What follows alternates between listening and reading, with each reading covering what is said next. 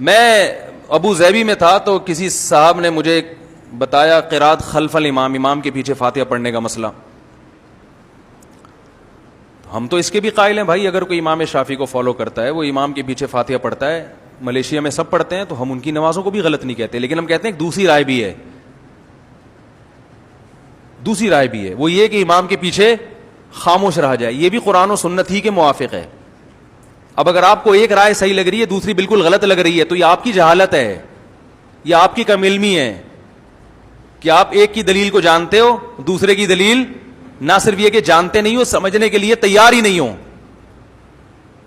نہ اس مجتہد کے اصول سے واقف ہو آپ کہ اس کا اصول کیا ہے قرآن و سنت سے مسائل نکالنے کا. ابو ظبی میں تھا تو ایک صاحب تھے، ان کو بیچارے اسی چکر میں نا پھنس گئے تھے. اب انہوں نے 30-35 سال تو نماز پڑھی امام کے پیچھے خاموش کھڑے ہو کر. اب کوئی ان کو مل گیا، وہ بار بار یہی فاتحہ پڑھو فاتحہ پڑھو فاتحہ پڑھو. چھوڑ دو بھائی اس کو اپنے حال پہ یار، کچھ اور کاموں میں لگاؤ، زنا کے خلاف، بے حیائی کے خلاف، یا مسجدوں کو نمازی ہوں کہ بھئی نمازی بنانے کی فکر کرتے ہیں، چاہے جس طرح سے بھی پڑھ لے، لیکن چلو نہیں جی اس طرح سے تو ہوتی نہیں ہے جس طرح سے تم پڑھ رہے ہو. تو انہوں نے مجھے پرچی لکھ کے دی، میں بہت بیزار آ گیا ہوں، میری 30-35 سال کی نمازیں ہوئی ہیں کہ نہیں ہوئی ہیں، آئندہ کیا کروں، کوئی حدیث ہے؟ تو میں نے وہیں بیٹھے بیٹھے مجھے حدیث یاد آ گئی. میں نے کہا رسول اللہ صلی اللہ علیہ وسلم نے ارشاد فرمایا انما جعل الامام لیتم بہ، صحیح مسلم کی حدیث ہے، امام کو امام اس لیے بنایا جاتا ہے کہ اس کی اقتداء کی جائے. فاذا کبر فکبروا، جب تکبیر کہے تو تکبیر کہو. واذا قرأ فانصتوا، جب قراءت شروع کرے تو خاموش ہو جاؤ.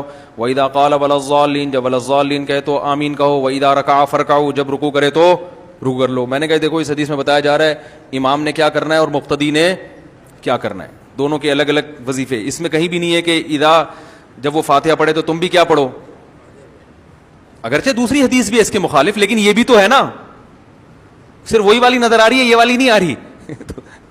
اس کا مطلب آپ مسلک پرست ہو، ہم تو بڑا ظرف کر کے کہہ رہے ہیں وہ بھی ٹھیک یہ بھی ٹھیک، لیکن آپ کا ظرف چھوٹا ہے، آپ فرقہ پرست ہو کہ یہی ٹھیک وہ والی بالکل بھی ٹھیک نہیں ہے. تو وہ بیچارہ پٹھان لڑکا تھا، سیدھا وہ حیران ہو گیا، کہہ رہے یار ایسا بھی ہے، کہہ رہے وہ جو حدیث آتا ہے کہ من لم یقرأ بفاتحۃ الکتاب لا صلاۃ لہ، جو فاتحہ نہیں پڑھتا اس کی نماز نہیں ہوتی. میں نے کہا یہ امام کے بارے میں ہے یا منفرد کے بارے میں ہے، کیونکہ جو مقتدی ہے نا، جب امام نے فاتحہ پڑھی تو گویا مقتدی نے پڑھ لی ہے، تو اس کو نہ پڑھنے والا کہہ ہی نہیں سکتے.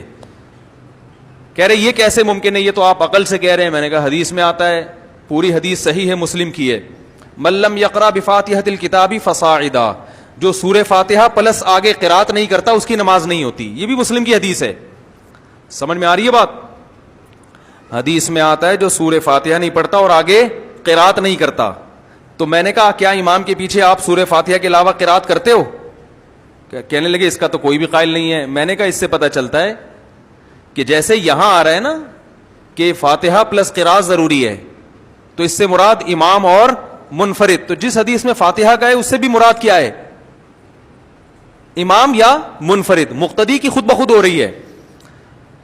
اور اس پر واضح حدیث ہے، رسول اللہ صلی اللہ علیہ وسلم نے ارشاد فرمایا من کان لہ امام فقراءۃ الامام لہ قراءۃ، جس شخص کا کوئی امام ہو تو امام کی قراءت مقتدی کے لیے کافی ہے. اس حدیث کو ناصر الالبانی رحمہ اللہ نے صحیح قرار دیا ہے. سمجھ میں آ رہی ہے بات کہ نہیں آ رہی ہے؟ تو میں نہیں کہہ رہا کہ دوسری طرف دلیل نہیں ہے، لیکن یہ بھی بہت جاندار دلائل ہیں جس کے آپ سننے کو گوارا نہیں کرتے آپ. اور آج کل ایک مارکیٹ میں چیز بہت کہ اپنے مخالف کے جب حدیث آئے نا فوراً ضعیف ہونے کا ٹھپا لگا دو، ضعیف، یہ بڑا بہترین حربہ ہے، ضعیف.